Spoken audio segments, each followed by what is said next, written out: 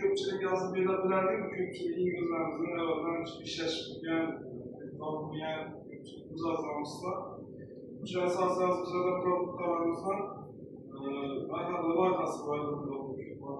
Yaqinda Bank 2 yil bo'ldi, qo'shilib turadi.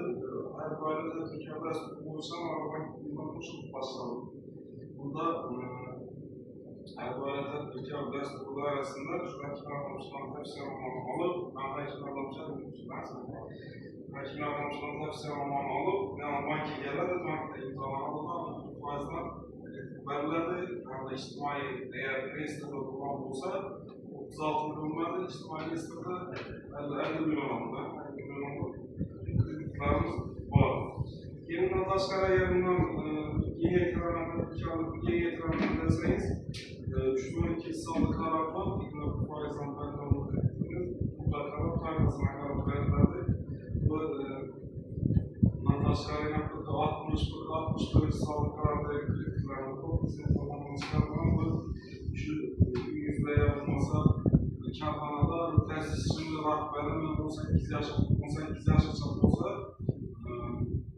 60 boyunca Mahmut yazılar işte, ilk de 100 milyon aldım. Kefillik esasında 100 milyonlar ayağına sağlıklı olduğumuzda milyardan verildi.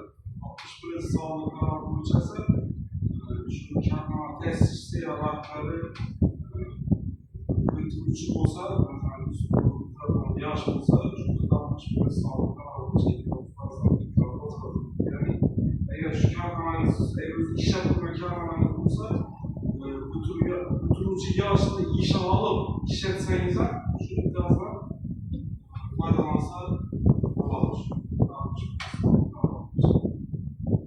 Esası şu yazı ve kullandıklarımız şu ana itibaren ama 2016 sağlık olsa